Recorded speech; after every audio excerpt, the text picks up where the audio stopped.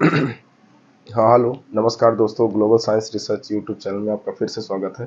आज हम एक नए वीडियो के साथ प्रेजेंट हो रहे हैं जिसमें हम बात करेंगे क्लास 11th के रिवीजन की। दैट मीन्स कि क्लास 11th में आईएमपी क्वेश्चन आपके जितने भी पूरे अप्रॉक्सीमेट न्यू एनसीईआरटी के हिसाब से 19 चैप्टर हैं, उनमें से हमारे जो मेन आईएमपी क्वेश्चन है उनकी आज हम बात करेंगे। ये आपके काफ़ी सारे एग्जाम में भी इंपॉर्टेंस रोल प्ले कर सकता है। ठीक है, तो आज हम इसको डिटेल से बात करेंगे, ठीक है ना, और पूरा एनालाइज करके। राइट, तो चलिए बात करते हैं। सबसे पहले हम चूज द करेक्ट ऑप्शन, मतलब मल्टीपल चॉइस ऑफ क्वेश्चन जिसे बोलते हो। बहुत सारे कंपटीशन एग्जाम में भी ऐसे क्वेश्चन आपके पूछे जाते हैं जिनमें से आपको ऑप्शन दे दिए जाते हैं और उसमें से बोला जाता है कि कौन सा ऑप्शन सही है इस क्वेश्चन के लिए। ठीक है, तो हम इसका पूरा फुल ऑपरेशन करते हैं। ठीक, चलिए देखते हैं। राइट, देखिए फर्स्ट हमारा क्वेश्चन क्या दिया हुआ है। फर्स्ट हमारा क्वेश्चन दिया हुआ है plasmid which provide drug resistance is called, है ना। अब एक चीज़ इसमें, इस क्वेश्चन को सॉल्व करने से पहले एक रिक्वेस्ट है कि आपको कम से कम क्लास 11th एक बार पढ़ा होना चाहिए ताकि आपको इन क्वेश्चन को सॉल्व करने में कोई दिक्कत ना हो। राइट, ठीक है, तो आई होप कि आपने एक बार क्लास में क्वेश्चन पढ़ लिया होगा और पढ़ने के बाद या कह सकते हैं कि आपने एक बार रिवाइज कर लिया होगा ताकि इसको आपको सॉल्व करने में कोई दिक्कत नहीं होगी। ठीक है ना, क्लियर है। हम मल्टीपल चॉइस है तो ऐसा नहीं कि बस टिक करते जाएंगे, हम ट्राई आउट करेंगे जितने ऑप्शन है सबको सॉल्व करने की। ठीक है, तो चलिए बात करते हैं। देखिए क्वेश्चन क्या दिया हुआ है, which plasmid which provide drug resistance is called. मतलब क्या हुआ कि आपने देखा होगा कि बैक्टीरिया की अगर बात करें तो बैक्टीरिया में दो तरीके के क्रोमोसोम्स होते हैं या दो तरीके के जेनेटिक मटेरियल होते हैं। एक होता है जेनेटिक मटेरियल न्यूक्लियस जिसे नॉर्मल बोलते हैं, और एक होता है प्लाज्मिड या जिसे हम एक्स्ट्रा क्रोमोसोमल ऑफ डीएनए बोलते हैं, या हम उसे वेक्टर भी बोल सकते हैं। राइट, तो ये उसी प्लाज्मिड की बात कर रहा है, उसी वेक्टर की बात कर रहा है जो बैक्टीरिया के अंदर ऑलरेडी एग्जिस्ट करता है। That means extra chromosomal DNA. ठीक है, क्लियर। एक जेनेटिक मटेरियल का ऑप्शनल पार्ट कह सकते हैं। लेकिन इसमें एक चीज़ और ध्यान रखिएगा, ये जो ऑप्शन दिए हुए हैं ये इनको इनके किसके प्लाज्मिड के चारों टाइप्स हैं। ठीक है, इनके चारों क्या है, टाइप्स हैं। क्लियर। अब इन चारों टाइप्स में अगर आपको बताना है कि कौन सा प्लाज्मिड है जो क्या करता है, ड्रग रेजिस्टेंस, इम्यूनिटी प्रोवाइड करता है, डिफेंस प्रोवाइड करता है जब भी कोई उस पर अटैक करता है, ये आपको ऑप्शन बताने हैं। तो हमारे पास चार ऑप्शन है, चारों ऑप्शन को ऑपरेशन करके एक बार चेक कर लेते हैं। देखिए हमारे पास ऑप्शन कौन सा है, col plasmid, F factor, R factor और टीआई प्लाज्मिड। देखिए अगर हम कोल प्लाज्मिड की बात करेंगे तो कोल प्लाज्मिड है या नहीं, देखिए ये तो आप बाद में डिसाइड करिएगा, पहले हम चेक कर लेते हैं कि इनके बारे में इंपॉर्टेंट इन्फॉर्मेशन क्या है। देखिए अगर कोल प्लाज्मिड की आप बात करोगे तो कोल प्लाज्मिड क्या है, ये एक कोल्सिचिन नाम का एंटीबायोटिक है। प्लाज्मिड के अंदर ही प्रेजेंट क्या है, कोल्सिचिन नाम का।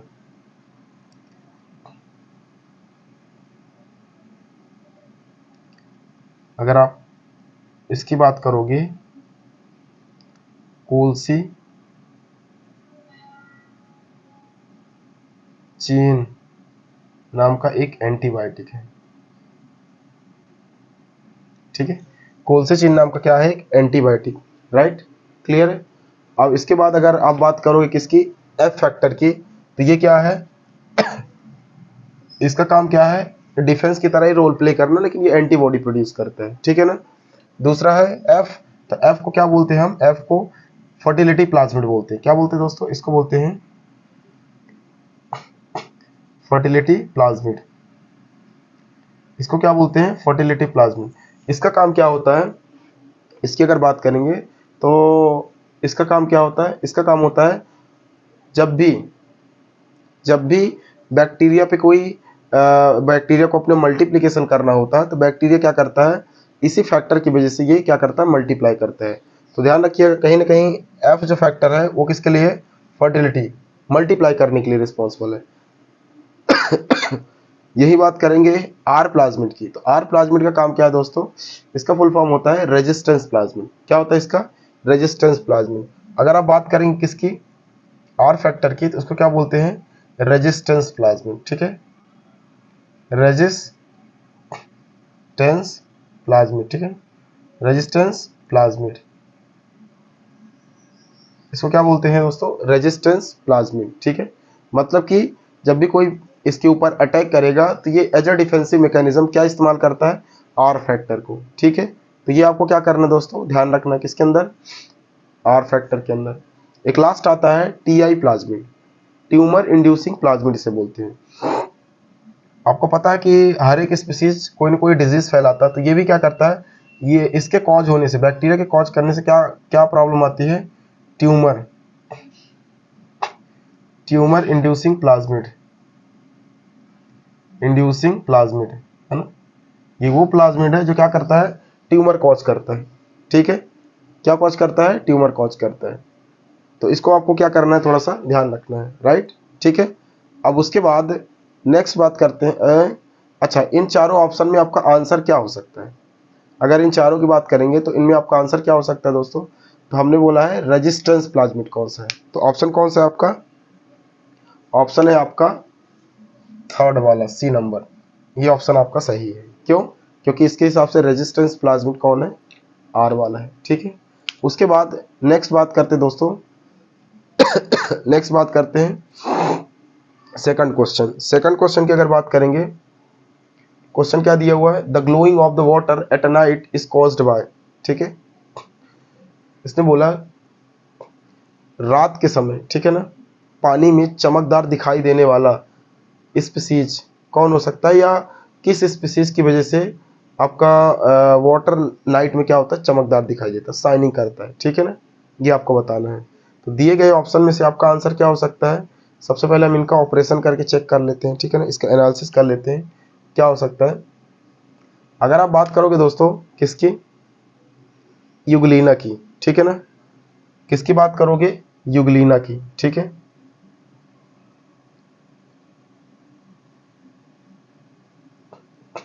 यूग्लिना की अगर बात करोगे तो यूग्लिना क्या है, ये भी एक एल्गी है, ठीक है ना, ये क्या है, एक एल्गी है, जिसे हम क्या बोलते हैं, एक तरीके से इसे बोलते हैं प्लांट और एनिमल के बीच में, ठीक है ना, the joint chain between plant and animal, इसको क्या बोलते हैं, joint joint between plant and animal, ठीक है ना, प्लांट और एनिमल के बीच की चेन बोलते हैं। क्यों, क्योंकि आपको पता है ये ऑटोट्रॉपिक भी है, हेटेरोट्रॉपिक भी है। जब जरूरत होती है तो दिन में ये क्या कर लेता है, फोटोसिंथेटिक करके अपना खाना बना लेता है, और जैसे ही रात होती है तो ये क्या कर लेता है, रात होते वक्त ये अपने एंटीना से, इसके पास एक एंटीना है, दो फ्लैजिला है, उस एंटीना से ये क्या करता है, अपने दुश्मनों को रिसेप्ट करके, सिग्नल के थ्रू पता करके, और अपना फूड कैप्चर कर लेता है, अपना फूड ऑब्टेन कर लेता है, ठीक है। तो इसके बारे में ध्यान रखिएगा। दूसरा अगर ऑप्शन की बात करें, गोइनिलक्स, तो गोइनिलक्स की अगर बात करें, देखिए गोइनिलक्स और नॉक्टिलुका, इनकी अगर दोनों में बात करेंगे तो ये दोनों मिलते जुलते टर्म हैं, ठीक है, लेकिन इन दोनों में बेसिक डिफरेंस है। अगर बोले glowing of the water at night, मतलब रात के समय समुद्र देखा होगा चमकदार दिखाई देता है ना, ये एल्गी की वजह से होता है। आप लाल सागर का नाम सुना होगा, लाल सागर भी एल्गी की वजह से ही क्या करता है, वो शाइनिंग करता है, चमकदार दिखाई देता है, उसमें सारगासम नाम का एल्गी है, ठीक है। इसी तरीके से बहुत सारे ऐसी प्लेसेस है जहाँ एल्गी की वजह से वाटर शाइनिंग करता हुआ दिखाई देता है, ठीक है। बहुत सारे ऐसे मूवी की शूटिंग भी की गई है, तो ये बात आप ध्यान रखिएगा इसके अंदर, ठीक है। तो गोइनिलक्स को क्या बोला जाता है, इसके अंदर हाईली पॉइजनस सब्सटेंसेस होने की वजह से ये एकदम पॉइजन की वजह से रेड दिखाई देता है, या ऐसा ज्वलन फील करवाता है, ऐसा लग रहा हो कि जल रहा हो इसकी बॉडी, तो इसलिए इसकी वजह से इसको क्या बोला गया, गोइनिलक्स को, इसको बोला रेड टाइड। क्या बोला गोइनिलक्स को, रेड टाइड। अगर आप गोइनिलक्स की बात करोगे तो इसको क्या बोला जाता है, रेड टाइड, ठीक है।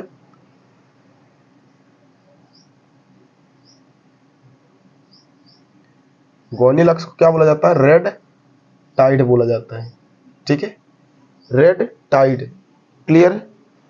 उसके बाद तीसरा ऑप्शन आता है आपका दोस्तों, नॉक्टिलुका।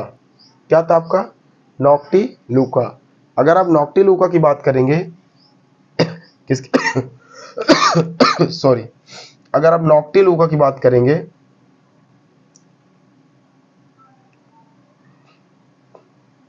नॉक्टिलुका की बात करेंगे तो नॉक्टिलुका क्या है, ये शाइनिंग करने वाला स्पीसीज है, जो रात को एक्चुअली जो चमकता है, शाइनिंग ऑफ द सी, ठीक है ना, शाइनिंग ऑफ वाटर।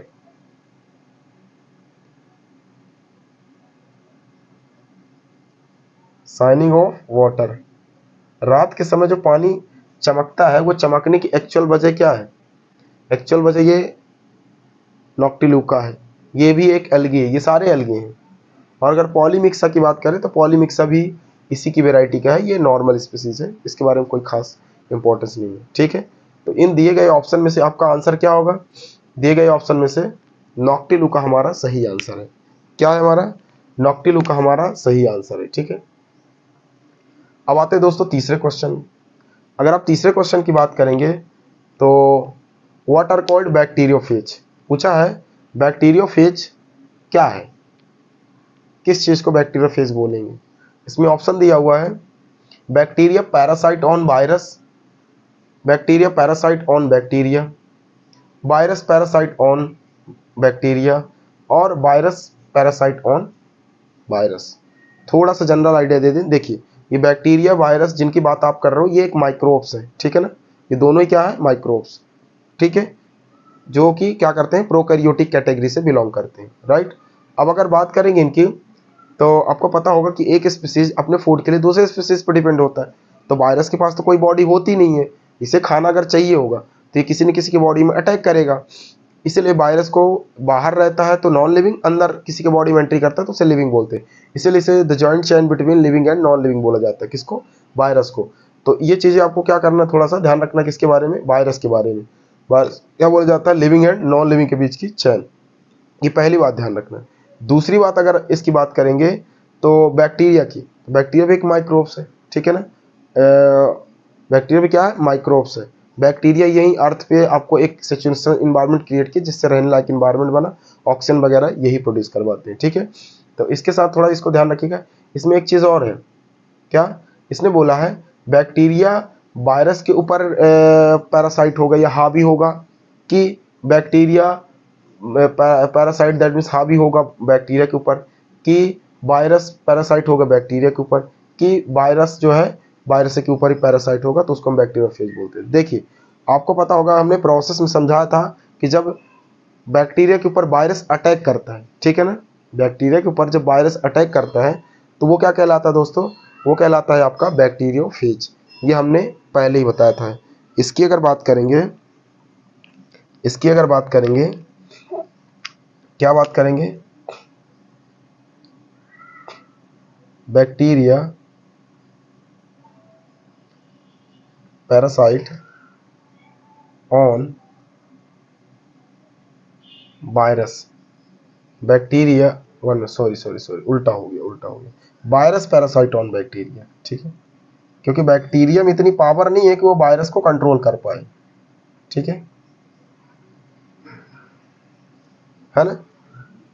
अगर अगर बैक्टीरिया की बात करें कि बैक्टीरिया क्या कभी वायरस के ऊपर पैरासाइट हो सकता है, तो पॉसिबल ही नहीं है, क्योंकि उसकी खुद की बॉडी ही नहीं है वायरस की, इसीलिए उसके पास केवल जेनेटिक मटेरियल है और एक एनवेलप है प्रोटीन कोटेड। तो ये बात ध्यान रखिएगा कि वायरस ही पैरासाइट होगा कहाँ, बैक्टीरिया के ऊपर, ठीक है ना। और तब आगे चल के ये बनाएगा क्या, बैक्टीरियोफेज, जो कि एक वायरस का टाइप है बैक्टीरियोफेज, क्लियर है। तो ये बात ध्यान रखिए, तो हमारा आंसर क्या होगा, हमारा आंसर होगा आपका virus parasite on bacteria, C number, ये होगा हमारा आंसर, ठीक है। उसके बाद नेक्स्ट बात करते हैं दोस्तों, प्रोटीन फैक्ट्री आर कॉल्ड, ठीक है, प्रोटीन की फैक्ट्री कहलाती है, किसे बोलते हैं। तो इनमें जो चार ऑप्शन है, पहले हम उन ऑप्शन का थोड़ा सा ऑपरेशन करके चेक कर लेते हैं क्या क्या है उनके बारे में, ठीक है, फिर आगे हम बात करते हैं, ठीक है। अगर हम ऑप्शन की बात करेंगे, ऑप्शन में पहला दिया हुआ है माइटोकॉन्ड्रिया। तो माइटोकॉन्ड्रिया को क्या बोला जाता है दोस्तों, इसको बोला जाता है माइटोकॉन्ड्रिया को, माइटोकॉन्ड्रिया की अगर बात करेंगे तो इसको क्या बोला जाता है, इसको बोला जाता है powerhouse of the cell, सबको अलग अलग बोला जाता है, ठीक है। इसे बोला जाता है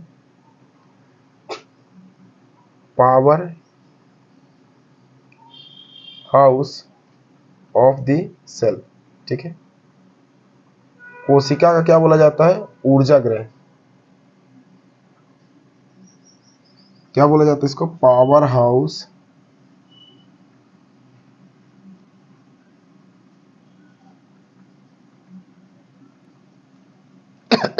किसको? माइटोकॉन्ड्रिया क्या बोला जाता है? Powerhouse of the cell. ठीक है। उसके बाद अगर दूसरा बात करेंगे, राइबोसोम। राइबोसोम को क्या बोला जाता है दोस्तों? राइबोसोम को क्या बोला जाता है? राइबोसोम को बोला जाता है प्रोटीन फैक्ट्री। क्या बोला जाता है? Protein factory of the cell, of the cell. क्या बोला जाता है इसको? Protein factory of the cell. Lysosome को क्या बोला जाता है? अगर लाइसोसोम की बात करेंगे तो लाइसोसोम को बोला जाता है क्या? इसको बोला जाता है suicidal bag of the. Lysosome को क्या बोला जाता है? लाइसोसोम को बोला जाता है suicidal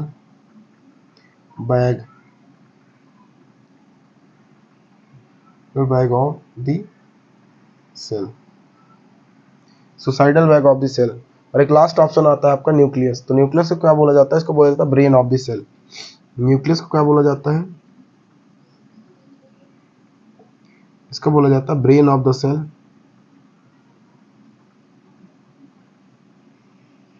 controller of the cell, head of the cell, ये सब किसको बोला जाता है दोस्तों? ये बोला जाता है आपके न्यूक्लियस को। ठीक है। तो दिए गए ऑप्शन में से आपका आंसर कौन सा सही होगा? आपका आंसर सही होगा B number, ribosome.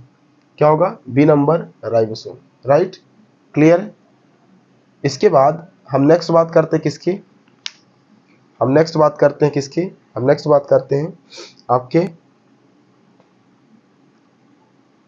Fifth number question की। Study about heart is called. Heart की स्टडी कहाँ की जाती है? हृदय का अध्ययन कहाँ किया जाता है?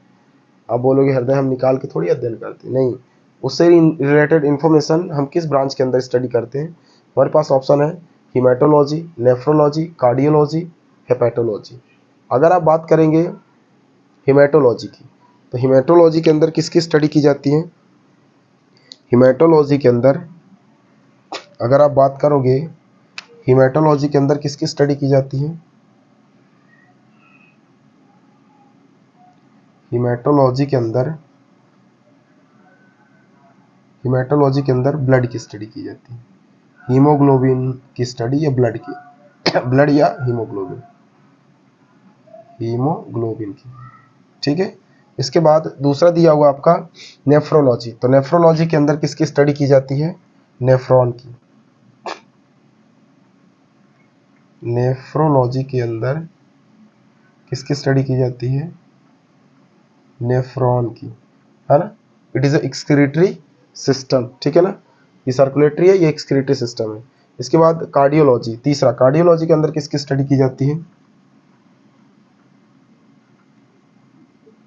कार्डियोलॉजी के अंदर किसकी स्टडी की जाती है? कार्डियोलॉजी के अंदर स्टडी की जाती है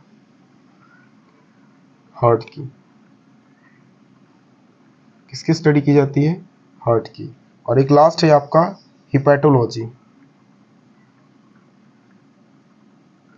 हिपैटोलॉजी की स्टडी बर्ड, रेप्टाइल, हिपैटो की बर्ड, रेप्टाइल,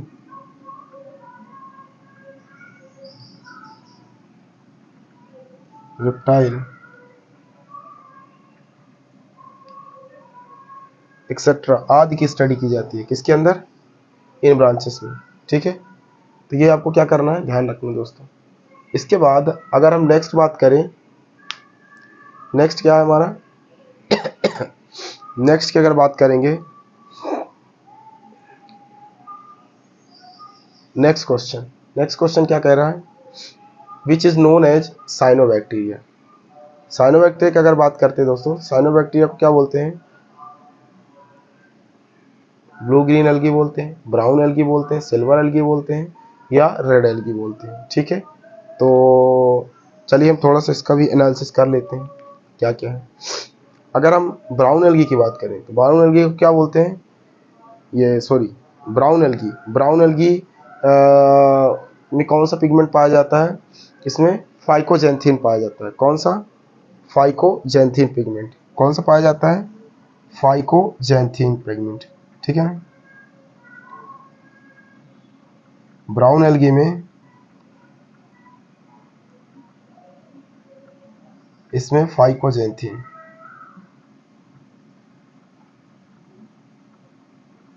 दूसरा अगर बात करेंगे सिल्वर एल्गी, तो व्हाइट वाले में तो पिगमेंट का कोई खास शब्द हमने देखा नहीं, मे भी होगा, लेकिन अगर आप ब्लू ग्रीन की बात करोगे,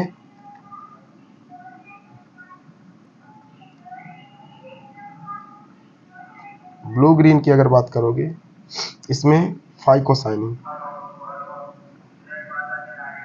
फाइकोसाइनिन पाया जाता है। और रेड एल्गी की बात करोगे, रेड एल्गी की, तो इसमें पाया जाता है आपका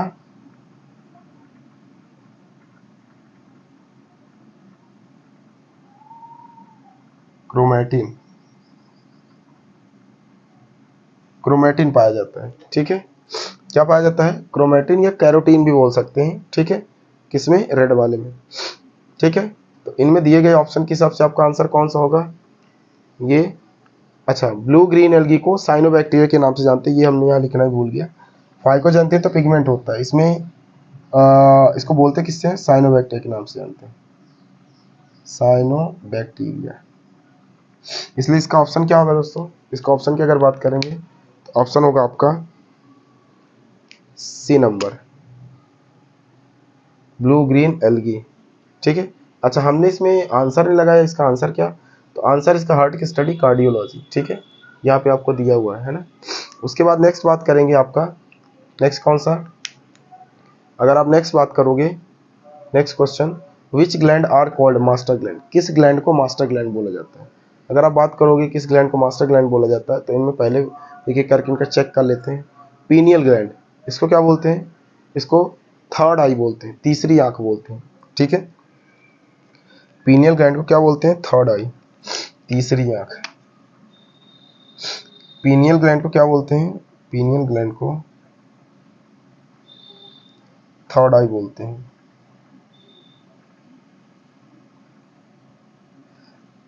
तीसरी आंख बोलते हैं। थायराइड ग्लैंड,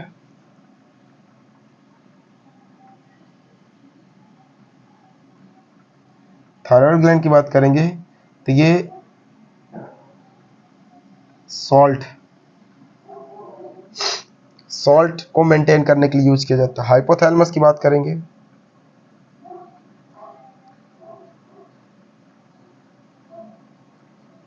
हाइपोथैलेमस की बात करेंगे तो हाइपोथैलेमस ये आपके ऑल ग्लैंड को कंट्रोल करता है। ठीक है ना,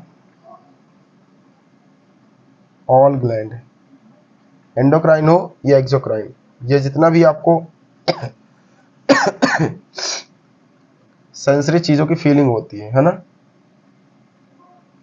कंट्रोल ऑफ ऑल ग्लैंड कह सकते हो। ठीक है ना, ऑल ग्लैंड कंट्रोल। ठीक है, उसके बाद अगर बात करेंगे पिट्यूटरी, पिट्यूटरी को ही क्या बोलते हैं? इसे मास्टर ग्लैंड बोलते हैं, क्योंकि ये एंडोक्राइन के जितने ग्लैंड होते हैं, एंडोक्राइन के ऑल ग्लैंड को ये क्या करता है? कंट्रोल करते हैं, control of all endocrine gland. ठीक है, तो अब इसमें दिए गए ऑप्शन में से आप समझ गए होंगे कि किस ऑप्शन की बात की जा रही है आंसर की। तो इसमें आंसर कौन होगा? फोर्थ। ठीक है, पिट्यूटरी ग्लैंड। क्लियर है, कोई दिक्कत? उसके बाद नेक्स्ट अगर बात करेंगे, ठीक है ना, next 8th number, which period is called the golden age of microbiology? तो ये आपका फैक्चुअल बेस्ड है, तो इसमें कोई डेटा तो बताने की जरूरत है नहीं। इसमें आपका डायरेक्ट आंसर क्या होगा? आपका डायरेक्ट आंसर होगा, इसको बोलते हैं गोल्डन एज। किस एज को बोलते हैं गोल्डन एज? ये बोलते हैं आपके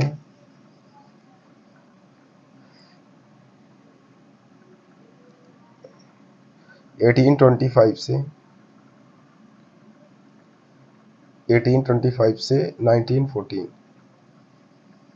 इसे क्यों बोलते हैं अभी पता चल जाएगा। इसको क्या बोलते हैं? Golden age of microbiology.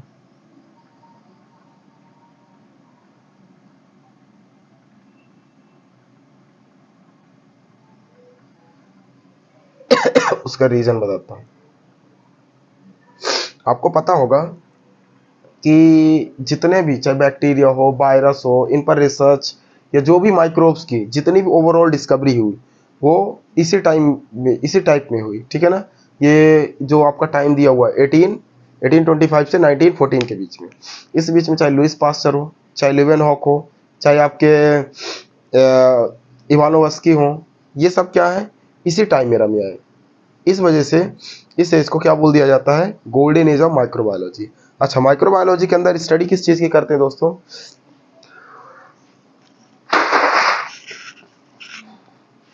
Sorry,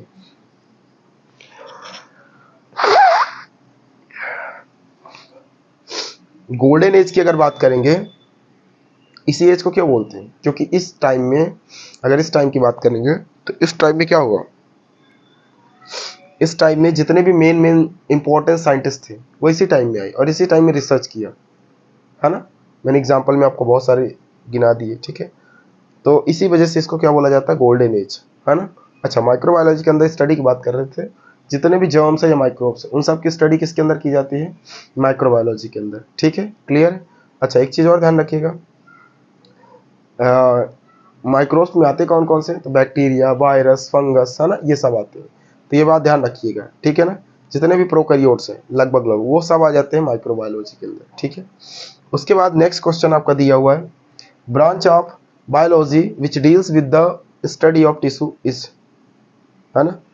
वो ब्रांच, बायोलॉजी की वो ब्रांच जिसके अंदर हम क्या करते हैं, स्टडी करते हैं, किस चीज़ की स्टडी करते हैं, टिश्यू की, वो क्या कहलाता है। अब इन्हीं में से चेक करके बताना है। तो सबसे पहले हमें चेक क्या करना है, चेक ये करना है कि जो मार्फोलॉजी है उसके अंदर किसकी स्टडी करते हैं, तो मार्फोलॉजी के अंदर करते हैं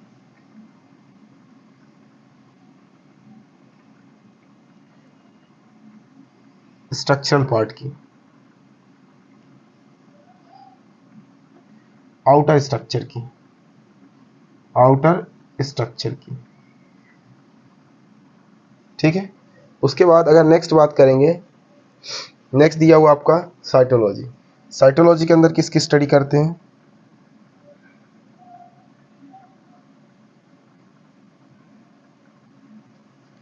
साइटोलॉजी के अंदर सेल की स्टडी करते हैं, किसकी, सेल की। दूसरा दिया हुआ हिस्टोलॉजी, हिस्टोलॉजी के अंदर किसकी स्टडी करते हैं,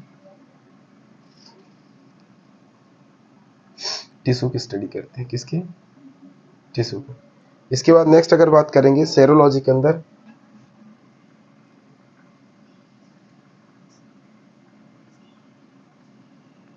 इसके अंदर ब्लड की स्टडी करते हैं, सीरम, ब्लड या सीरम, ठीक है, क्लियर है। आई होप आपको इतना तो क्लियर हो ही गया होगा, है ना, किसका आंसर क्या हो सकता है। तो इसका आंसर है आपका हिस्टोलॉजी, क्या है, हिस्टोलॉजी। और इसका टाइम मेरा मैंने लगाया नहीं, ये है, ठीक है, क्लियर है।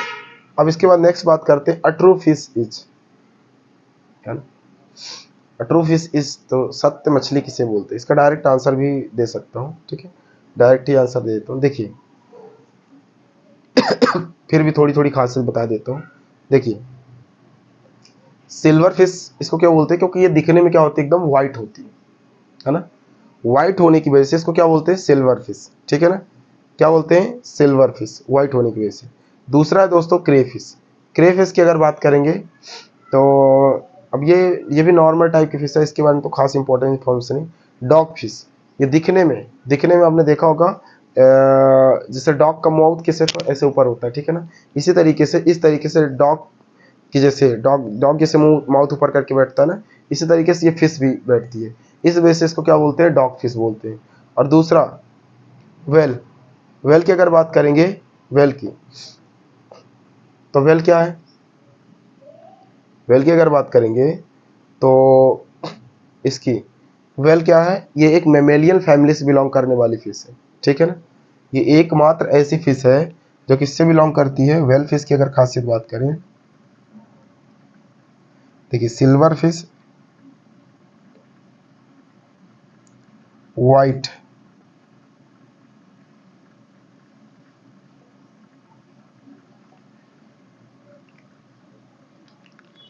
अगर आप सिल्वर फिश की बात करना चाहते हो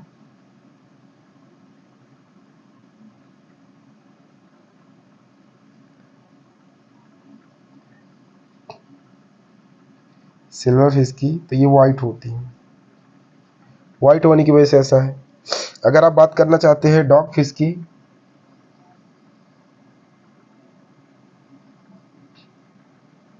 तो जो इसका शेप है वो कैसा है, डॉग जैसे, ठीक है, डॉग जैसे होने की वजह से इसे डॉग फिश बोलते हैं, ठीक है। और इसके अलावा इसी को भी ट्रू फिश बोलते हैं, क्या बोलते हैं, ट्रू फिश, सत्य मछली, ठीक है। इसके बाद नेक्स्ट अगर बात करेंगे, नेक्स्ट वेल फिश, तो वेल फिश के बारे में, ये एक मेमेलियन फैमिली, क्योंकि डायरेक्ट क्या देती है, अंडे नहीं देती, बच्चे देती है, इस वजह से इसको क्या बोलते हैं, मेमेलियन फैमिली से बिलोंग करती है, इस वजह से इसको वेल फिश बोलते हैं। क्लियर है, कोई दिक्कत, कोई डाउट, कोई प्रॉब्लम? तो आंसर इसके हिसाब से कौन सा होगा दोस्तों, आपका आंसर हो जाएगा डॉग फिश, ठीक है। उसके बाद अगर बात करेंगे next question, how many ATP of one NADPH2, तो आपको पता है सबसे पहले NADPH2 का फुल फॉर्म क्या है, निकोटिनामाइड एडेनिन डाई फॉस्फोन्यूक्लियोटाइड, ठीक है ना, nicotinamide adenine dinucleotide phosphate hydrogen, ठीक है, ये इसका फुल फॉर्म है। अब इसकी बात करेंगे, इसमें एटीपी का फुल फॉर्म क्या होता है, एडेनोसिन ट्राईफॉस्फेट, ठीक है। उसके बाद अगर बात करेंगे 1 ATP, 1 ATP की तो कोई वैल्यू आपको पता चलेगी नहीं, 1 ATP इक्वल टू 2 ADP होता है, क्या होता है, 1 ATP इक्वल टू 1 ATP की अगर बात करेंगे,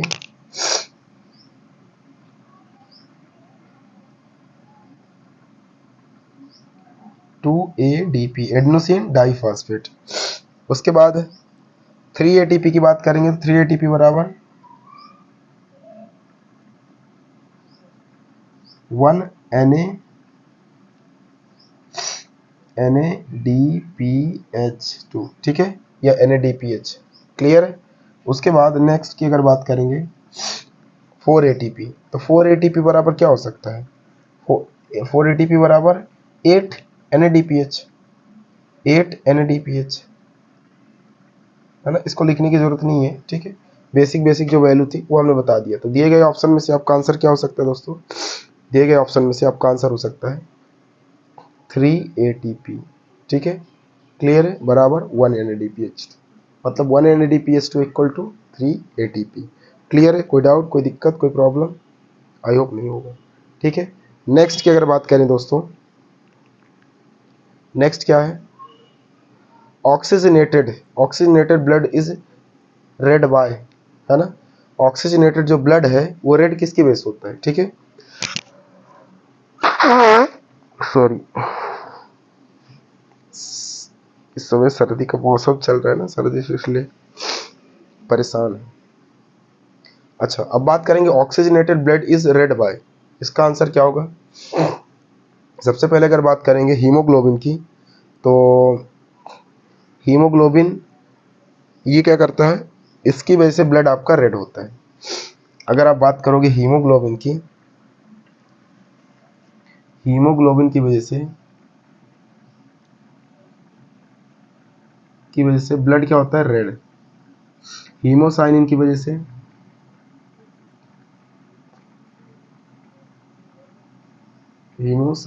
वजह से, ब्लू, क्या होता है, ब्लू, ठीक है, क्या होता है। और जेंथोसाइनिन की वजह से, जेंथोसाइनिन पिगमेंट, इसकी वजह से येलो, या 1 मिनट,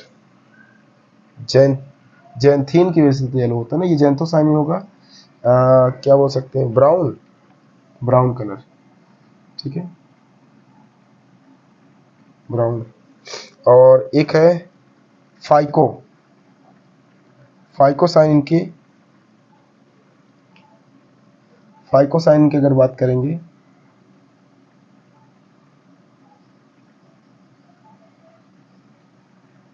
फाइकोसाइनिन में इसमें आपको ब्लू कलर, ठीक है, इसमें क्या है, ब्लू कलर, ठीक है ना, ब्लू ब्राउन कह सकते हो, ब्लू ब्राउन, ठीक है, क्लियर है। तो ये ऑप्शन है आपके किसके, ये ऑप्शन है आपके, ये जितने भी आपके क्वेश्चन थे करीब 9-10 के करीब क्वेश्चन रहे होंगे, ठीक है, क्लियर है, जो भी 12-13। इसका आंसर क्या हो सकता है दोस्तों, इसका आंसर हो सकता है, हमें बोला है ऑक्सीजनेटेड ब्लड, तो रेड ब्लड है, ऑक्सीजनेटेड ब्लड, ऑक्सीजन कौन लेके जाएगा, हीमोग्लोबिन, तो हीमोग्लोबिन की वजह से क्या होता है, ब्लड रेड होता है, तो इसका आंसर क्या होगा, ये होगा। ऑक्सीजन कैरी कौन करता है, हीमोग्लोबिन करता है, ठीक है, और हीमोसाइनिन क्या करता है, CO2, अच्छा यहाँ मैंने लिखा नहीं, ये O2 कैरी करता है और ये CO2, ये O2 और ये CO2 कैरी करता है, इस वजह से आंसर इसका क्या होगा, हीमोग्लोबिन, ठीक है, फर्स्ट आंसर इसका सही होगा, क्लियर है। आई होप आपको इतना समझ में आया होगा। अब आइए दोस्तों नेक्स्ट बात करते हैं, है ना, इसके बाद नेक्स्ट अगर बात करेंगे तो kingdom protista is known as, दिए गए ऑप्शन में से किंगडम प्रोटिस्टा को किस नाम से जानते हैं, देखिए प्रोजिनेट, प्रोजिनेट मतलब होता है क्या, सबसे एंशियंट, पुराना, अगर आप प्रोजिनेट ग्रुप की बात करोगे किसकी, प्रोजिनेट मतलब एंशियंट, पुराना है, ठीक है, दूसरा या ओल्ड, ओल्डेस्ट, दूसरा अगर बात करेंगे गार्बेज, गार्बेज का मतलब होता है कचरा, डस्ट, गार्बेज का मतलब होता है डस्ट, डस्ट या डस्ट ही कह सकते हैं, कचरा, वेस्ट, वेस्ट कह सकते हैं ना, वेस्ट, ठीक है, वेस्ट। इसके बाद बेस्ट नहीं, वेस्ट है, इसके बाद डस्टबिन ऑफ क्लासिफिकेशन, डस्टबिन को भी वेस्ट ही बोलते हैं, डस्टबिन मतलब कचरा घर, डस्टबिन मतलब वेस्ट हाउस, वेस्ट मटेरियल, ठीक है ना, कचरा घर, ठीक है ना, और लास्ट वाला BNC। तो दिए गए ऑप्शन के हिसाब से क्या आंसर हो सकते हैं दोस्तों, दिए गए ऑप्शन के हिसाब से कचरा तो दोनों के लिए है, ठीक है ना, क्लियर है। प्रोजिनेट किसको बोलते हैं, ये बोलते हैं मोनेरा को, यहाँ मैंने लिखा नहीं, ये किसको बोलते हैं, प्रोजिनेट मोनेरा को बोलते हैं, ये इसको बोलते हैं मोनेरा को, मोनेरा को बोलते हैं, ठीक है, क्लियर है, क्योंकि सबसे पहले अगर बात करें ग्रुप की तो मोनेरा ही आया। तो दिए गए इसमें से आंसर क्या होगा आपका, दिए गए इसमें से आंसर होगा आपका बोथ, डी नंबर, ठीक है ना, बी एंड सी बोथ। उसके बाद नेक्स्ट बात करेंगे दोस्तों, which plant hormone use of ripening of fruits, ठीक है, फ्रूट्स को पकाने में कौन सा हार्मोन्स यूज होता है, ठीक है, अगर आप उसकी बात करोगे तो दिए गए ऑप्शन के हिसाब से क्या आंसर हो सकता है आपका, आंसर की अगर बात करोगे तो चलो इन चारों का ऑपरेशन कर लेते हैं, इन चारों का ऑपरेशन कर लेते हैं क्या, सबसे पहले ऑक्जिन्स हार्मोन्स, ठीक है, ऑक्जिन्स की अगर बात करेंगे, ऑक्जिन्स का काम क्या है, ग्रोथ, ठीक है ना, ग्रोथ किसमें, लेंथ में, ग्रोथ इन लेंथ, ठीक है ना, हाइट में, लेंथ में या हाइट में ग्रो करना। जिब्रेलिन, अगर आप जिब्रेलिन की बात करोगे, जिब्रेलिन हार्मोन्स की, तो ये क्या करता है, प्लांट में वनरलाइजेशन,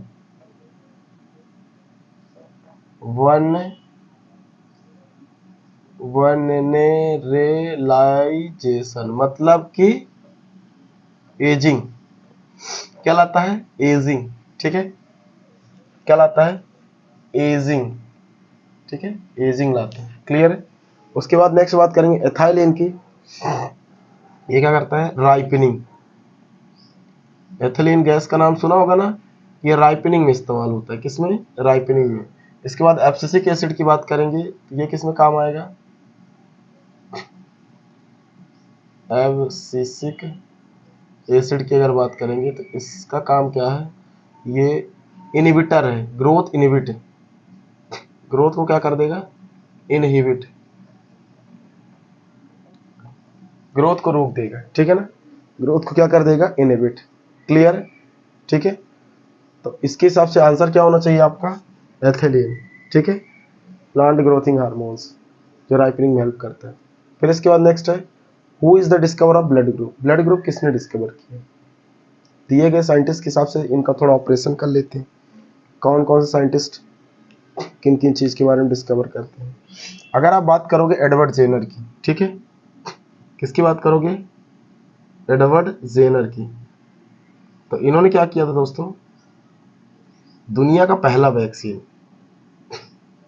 फर्स्ट वैक्सीन बनाया था, ठीक है, क्लियर है, पॉक्स वैक्सीन जिसका बोलते हैं, चिकन पॉक्स, छोटी माता। दूसरा साइंटिस्ट है विलियम हार्वे, विलियम हार्वे की अगर बात करेंगे, विलियम हार्वे की, इन्होंने सर्कुलेटरी सिस्टम, सर्कुलेटरी प्रोसेस को बताया, क्या बताया, सर्कुलेटरी प्रोसेस, जब तक इंसान या कोई लिविंग जिंदा रहेगा तब तक ब्लड सर्कुलेट करता रहेगा, ठीक है, ये किसने बताया, विलियम हार्वे साहब। कॉर्ल लैंड स्टीनर, इनका क्या महान इतिहास है, कॉर्ल लैंड स्टीनर की अगर बात करेंगे तो इन्होंने क्या किया था, इन्होंने ब्लड ग्रुप डिस्कवर किया, क्या, ब्लड ग्रुप, ठीक है, क्लियर है। तो इनके दिए गए ऑप्शन के हिसाब से हमारा कौन सा आंसर होगा, ओब्वियसली है, जब आपको ऑप्शन पता ही चल गया तो आंसर क्या हो सकता है, कॉर्ल लैंड स्टीनर, मतलब कि सी नंबर ऑप्शन। इसके बाद अगर नेक्स्ट बात करें तो क्या आंसर होगा, नेक्स्ट की अगर बात करते हैं दोस्तों, Robert Hooke, Robert Hooke the discover of cell in, एक चीज छूट गया, द डिस्कवर ऑफ सेल, क्या होना चाहिए, the discover of cell in,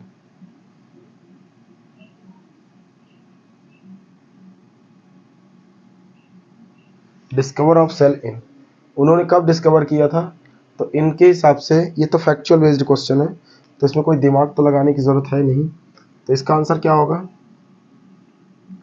discover of cell in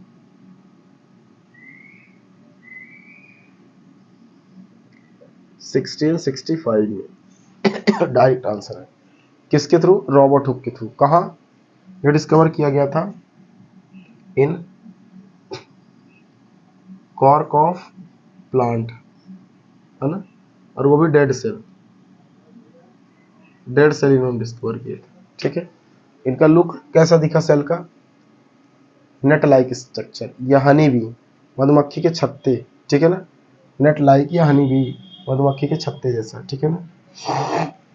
next question है दोस्तों, फोटोसिंथेसिस इज, फोटोसिंथेसिस एक है redox oxidation, reduction oxidation and none of these. तो दिए गए ऑप्शन के हिसाब से इसमें आंसर क्या हो सकता है, देखिए, अगर आप रेडॉक्स रिएक्शन की बात करोगे, ऑक्सीडेशन, ऑक्सीडेशन, रेडॉक्स और oxidation reduction, none of these, ठीक है। देखिए, एक होता है आपका क्या, इसमें ऑक्सीडेशन, ऑक्सीडेशन की बात करेंगे तो देखिए, ऑक्सीजन का क्या होता है, oxidisation, adding of oxygen that is the oxidation, reducing of oxygen and adding hydrogen, reduction, और उसके अलावा ऑक्सीडेशन एंड रिडक्शन की प्रोसेस को क्या बोलते हैं, रेडॉक्स रिएक्शन। तो सबसे पहले अगर बात करें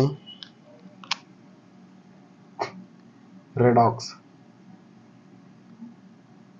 रेडॉक्स है कि रेडॉक्स रिएक्शन, इसकी बात करेंगे तो ऑक्सीडेशन प्लस रिडक्शन, रिडक्शन, ठीक है ना, process of oxidation plus reduction. दूसरा अगर बात करेंगे ऑक्सीडेशन,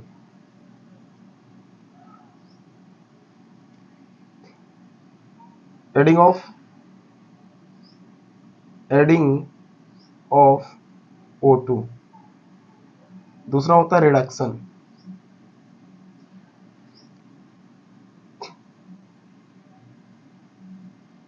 एडिंग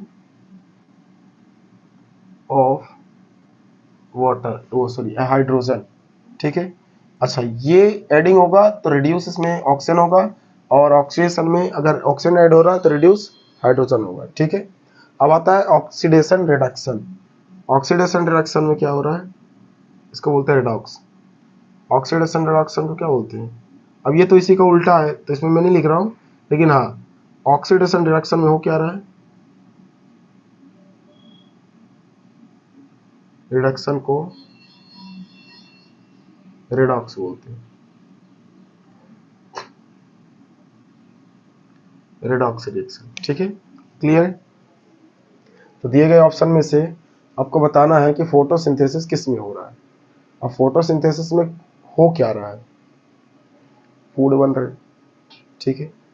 अब जब फूड बन रहे हैं तो ऑक्सीजन और हाइड्रोजन आपस में क्या हो रहे हैं, मिल रहे हैं, ठीक है। क्या हो रहे हैं, मिल रहे हैं।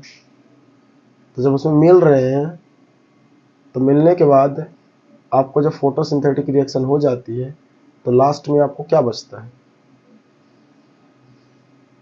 दोनों वाटर भी रिड्यूस होते हैं और वो भी रिड्यूस होते हैं और जुड़ते दोनों भी है। इस ऑप्शन को अगर देखा जाए तो किस हिसाब से क्या बोल सकते हैं, ऑक्सीडेशन, ऑक्सीजन एडिंग हो रहा है, या रेडॉक्स रिएक्शन। तो इसके हिसाब से तो होना तो रेडॉक्स रिएक्शन चाहिए, ठीक है। क्या होना चाहिए, रेडॉक्स रिएक्शन, ठीक है। ये क्वेश्चन मैं आप पर डिपेंड करता हूँ, ठीक है। इसको कंफर्म करके बताइए क्या होगा आंसर, ठीक है। क्लियर है। फोटोसिंथेसिस प्रोसेस में क्या हो रहा है, ये क्वेश्चन आप पर डिपेंड कर देता हूँ, ठीक है। नेक्स्ट क्वेश्चन, हमने हिंट दे दी है, अब आप सर्च करके बताओ, ठीक है। नेक्स्ट है, the binomial nomenclature was proposed by. Binomial nomenclature किसने दिया था, ठीक है। अब इसमें अगर बात करेंगे तो बहुत सारे साइंटिस्ट रिलेटेड इन्फॉर्मेशन है, कुछ कुछ जो मेन है उनकी बात कर देते हैं। जैसे बेंथम एंड हुकर की बात करते हैं, किसकी, बेंथम एंड हुकर की। तो ये एक इम्पोर्टेंट साइंटिस्ट है, इनका रोल क्या है बेंथम एंड हुकर की बात करेंगे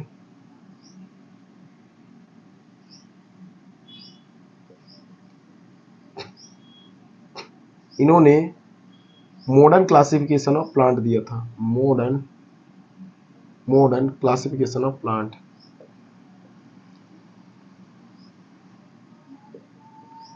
प्लांट को क्या किया था, क्लासिफाई किया था। किसने क्लासिफाई किया था, बेंथम एंड हुकर ने। उसके अलावा इसमें लिनियस की अगर बात करेंगे, कैरोलस लिनियस की, तो इन्होंने क्या किया था, binomial nomenclature.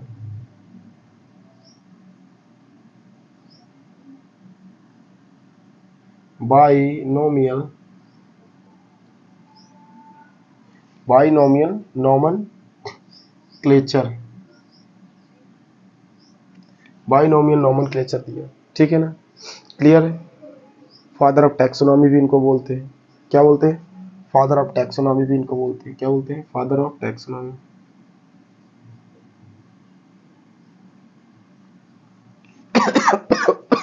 Father of taxonomy बोलते हैं किनको, इन्हीं को, ठीक है। क्लियर है। उसके अलावा फादर ऑफ क्लासिफिकेशन तो बोलते ही हैं, ठीक है। तो ये बात ध्यान रखिएगा, इनकी बुक बहुत सारी फेमस बुकें हैं, ठीक है ना। सिस्टेमा नेचुरी इन्हीं की बुक है ना। क्लियर है। उसके बाद इनकी 2-3 बुकें और हैं, जैसे जेनरा प्लांटेरम, ठीक है ना, ये इन्हीं की बुक है। तो ये बुक वगैरह भी ध्यान रख सकते हैं। तो इसमें सबसे इंपॉर्टेंस है कि बाइनोमियल पूछा तो बाइनोमियल नोमेनक्लेचर किसने दिया था, ये दिया था आपके लिनियस साहब ने। किसने दिया था, कैरोलस लिनियस ने। इसका ऑप्शन क्या होगा, सी नंबर। उसके बाद बात करेंगे दोस्तों, the reaction of Krebs cycle completed. Krebs cycle किस में कंप्लीट होता है, mitochondria, stroma and grana, cytoplasm and chloroplast. देखिए, अगर आप माइटोकॉन्ड्रिया को बोलते हैं तो माइटोकॉन्ड्रिया में कौन सी रिएक्शन होती है, mitochondria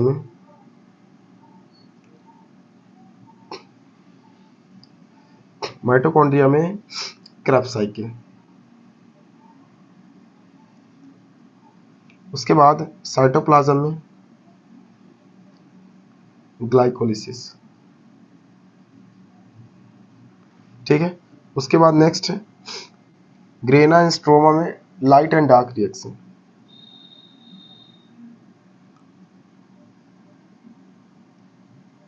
light and dark reaction, dark reaction इसी में होता है। ठीक है। फोटोसिंथेटिक प्रोसेस भी इसी में होता है। क्लोरोप्लास्ट की बात करोगे,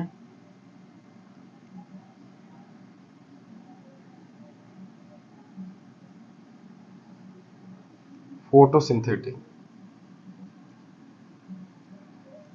फोटोसिंथेसिस क्लोरोप्लास्ट। अब आप बताओ दिए गए ऑप्शन के हिसाब से आपका आंसर क्या हो सकता है। ठीक है, दिए गए ऑप्शन के हिसाब से आपका आंसर क्या होगा, इसमें क्रेब्स साइकिल, माइटोकॉन्ड्रिया, फर्स्ट वाला ऑप्शन सही है।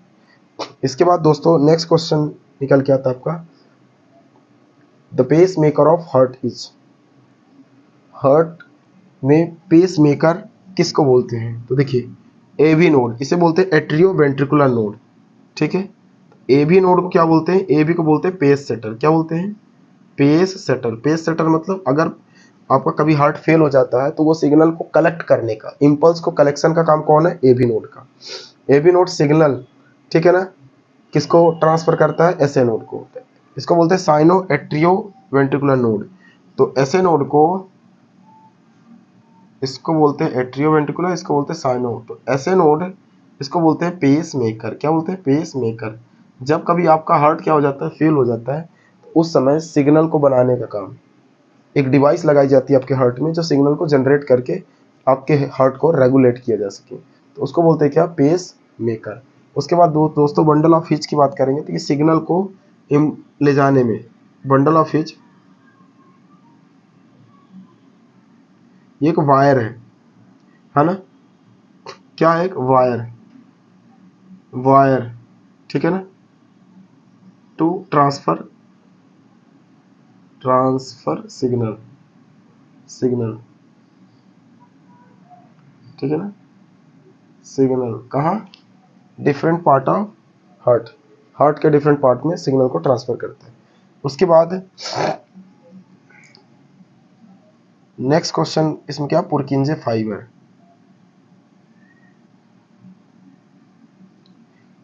पुरकिंजे नाम के साइंटिस्ट ने दिया था, इसीलिए इसको बोलते हैं पुरकिंजे फाइबर। इसको किसने दिया था, पुरकिंजे नाम के साइंटिस्ट ने, पुरकिंजे नाम के साइंटिस्ट ने दिया था, इसलिए इसको पुरकिंजे फाइबर बोलते हैं। ये बंडल ऑफ हिच को ही बोलते हैं। ठीक है, क्लियर। उसके बाद next, the ion essential for stimulus conduction. अगर आप बात करोगे किसकी,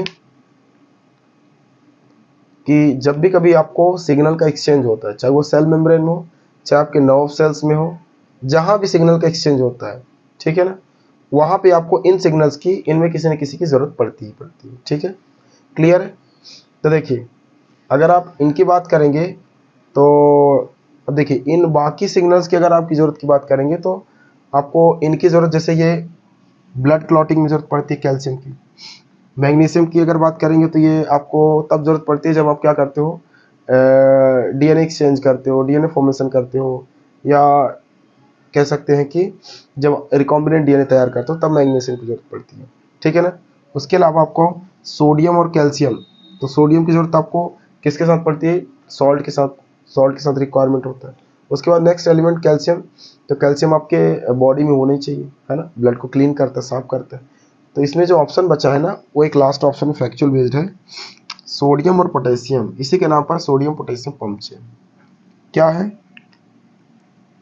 सोडियम पोटेशियम की अगर बात करोगे, इसी के नाम पर क्या है, सोडियम पोटेशियम की बात करोगे, इसी के नाम पर है पंप चेन।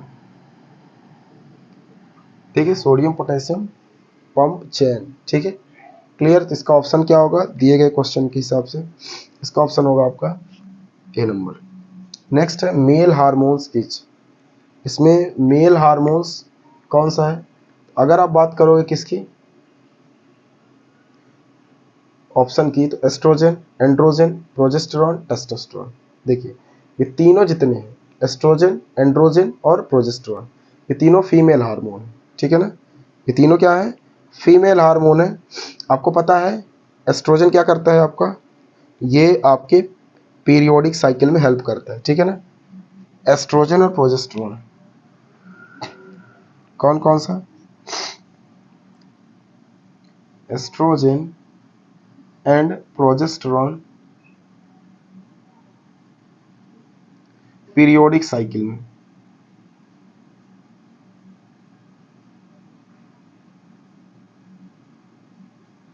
पीरियोडिक साइकिल में क्या करता है, हेल्प करता है, ठीक है।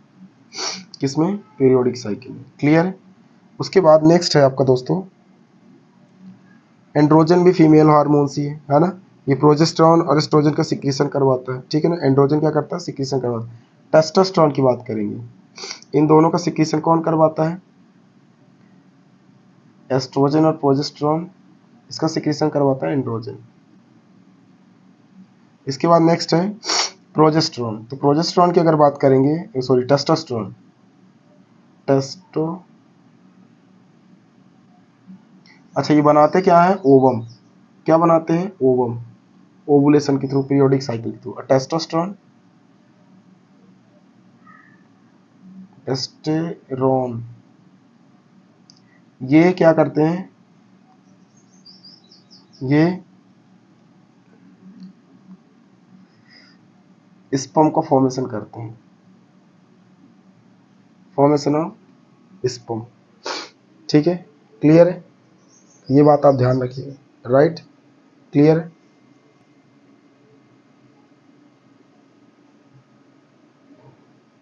उसके बाद नेक्स्ट की अगर बात करते हैं,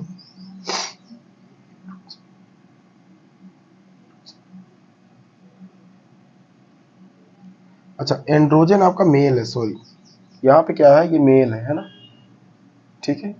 लेकिन ये मेन पूछा है, मेन कौन सा है, तो मेन कौन सा आपका, टेस्टोस्टेरोन। ये एंड्रोजन या लीडिंग सेल फीमेल से सिक्रीट होते हैं। इसके बाद नेक्स्ट क्या है, तो इसका ऑप्शन क्या होगा, दिए गए ऑप्शन के हिसाब से आंसर क्या होगा, आंसर होगा दोस्तों इसका टेस्टोस्टेरोन, ठीक है। इसके बाद नेक्स्ट क्या है, oxytocin. Oxytocin hormones, oxytocin hormones help in, किस में हेल्प करता है, ऑक्सीटोसिन अगर हार्मोन्स की बात करेंगे तो देखिए ग्रोथ, डाइजेशन, पार्चुरेशन और कॉन्ट्रैक्शन।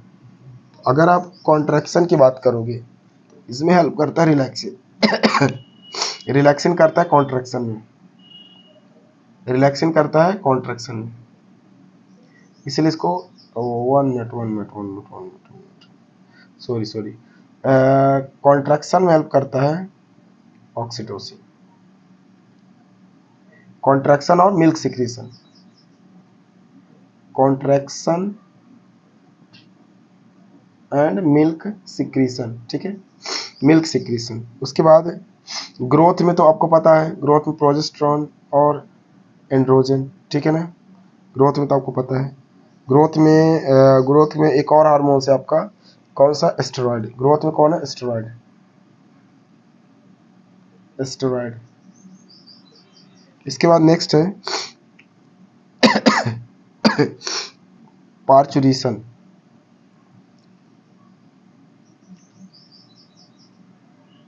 पार्चुरेशन में तीन है,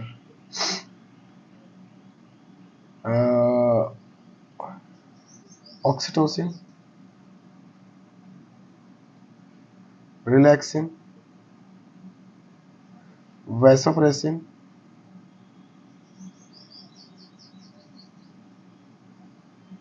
वैसोप्रेसिन,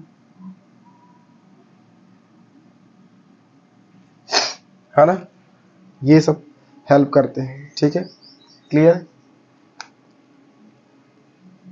तो इनमें दिए गए ऑप्शन के हिसाब से आंसर क्या होगा, oxytocin hormones help in contraction of uterus. अब वो तो है नहीं मिल्क का सिक्रीशन, तो यही होगा। डाइजेशन में कौन हेल्प करता है, इंसुलिन, या डाइजेशन के लिए अगर पूछ देना इंसुलिन।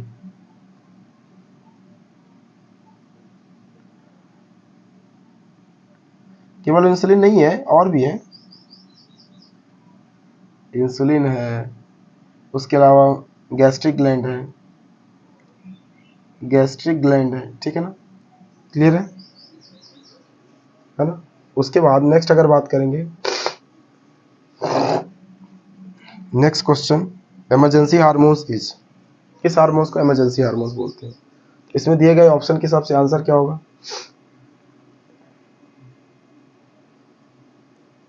इमरजेंसी हार्मोन्स, सबसे पहले इसमें बात करते हैं एल्डोस्टेरोन, थायराइड, एड्रेनालिन, थायरॉक्सिन। देखिए, थायरॉक्सिन रिलीज होता है थायराइड से, जो कि क्या करता है, सॉल्ट वगैरह रिलीज करता है। एड्रेनालिन ये वैसोप्रेसिन हार्मोन्स रिलीज करता है, एडीएच रिलीज करता है, ठीक है ना। एंटी डायूरेटिक हार्मोन्स, ये यूरिन को कंट्रोल करता है। तो ये सॉल्ट को, थायरॉक्सिन, सॉल्ट को, 1 मिनट,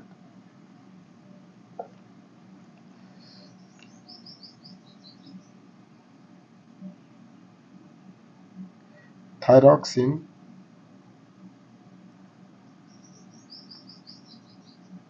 थायरॉक्सिन,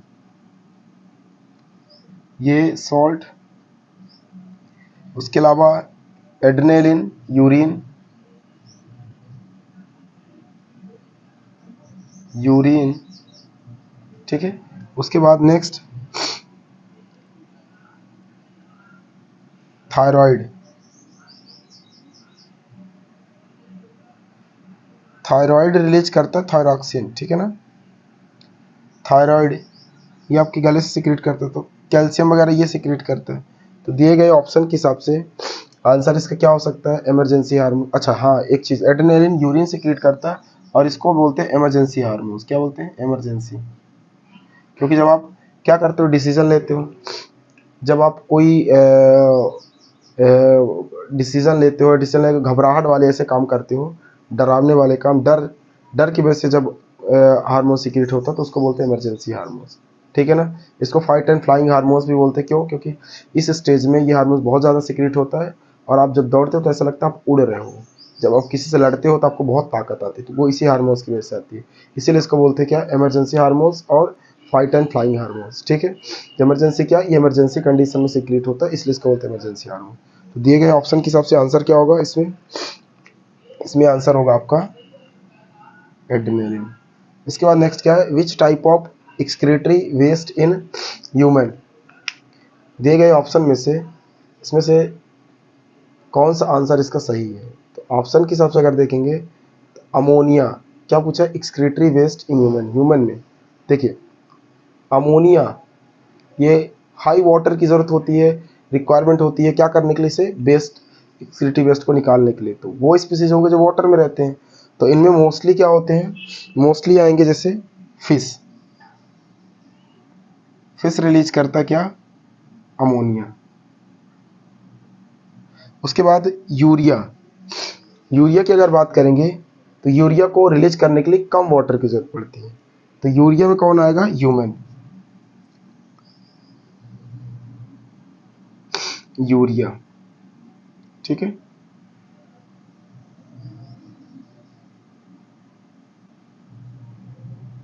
ठीक है, यूरिया, क्लियर है ना। उसके बाद नेक्स्ट ऑप्शन क्या है, यूरियो, यूरियो में क्या होगा, यूरिक एसिड। तो यूरियो में इसमें आते हैं जिनमें अमोनिया के कंपेयर में ज़्यादा वाटर, अमोनिया कंपेयर में कम वाटर की रिक्वायरमेंट होती है, लेकिन यूरिया से ज़्यादा। तो इसमें क्या होगा, यूरियो में, यूरियो में क्या होगा, यूरिया होगा वर्ड, पक्षी वगैरह क्या होंगे, वर्ड्स।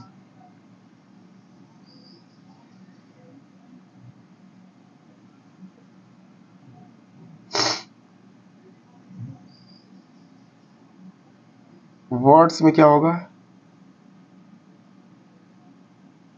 यूरियो, ठीक है। और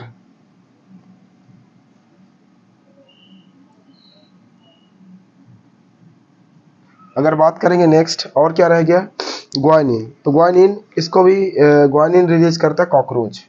ग्वानिन कौन रिलीज करता है? कॉकरोच। कॉकरोच, ठीक है। कौन रिलीज करता है? कॉकरोच, ठीक है। कौन रिलीज करता है दोस्तों? कॉकरोच, ठीक है। क्लियर है?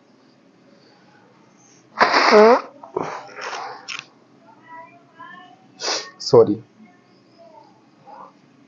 इसके बाद नेक्स्ट ऑप्शन क्या है? Which type of pigment present in urine. कौन सा पिगमेंट है जो यूरिन में प्रेजेंट होता है, ठीक है, दिए गए ऑप्शन के हिसाब से, राइट। तो इसकी अगर बात करेंगे, इसमें क्या हो सकता है? देखिए, इसमें ऑप्शन दिया हुआ है हीमोग्लोबिन। हीमोग्लोबिन किसके लिए है? ब्लड के लिए। हीमोग्लोबिन किसके लिए है? ब्लड के लिए। हीमोग्लोबिन ये आपका ब्लड के लिए, किसके लिए है? हीमोग्लोबिन ब्लड के लिए।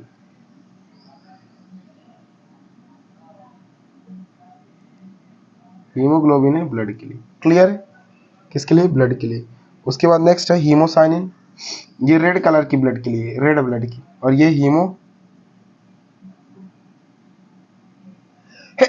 सॉरी हीमोसाइनिन की अगर बात करेंगे तो ये ब्लू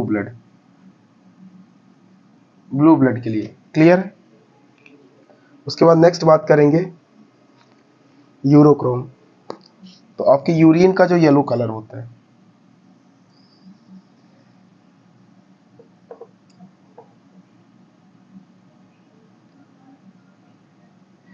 यूरोक्रोम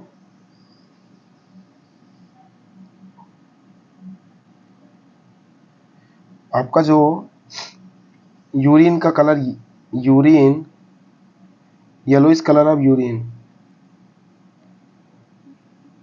यूरिन के लिए, है ना।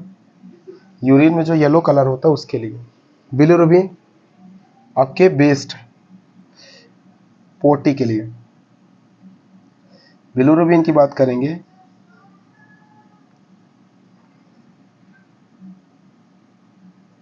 बिलिरुबिन की बात करेंगे तो आपके बॉडी वेस्ट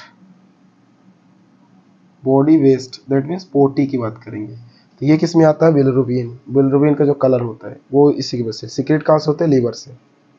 इसके बाद दोस्तों नेक्स्ट क्वेश्चन क्या है? Next question,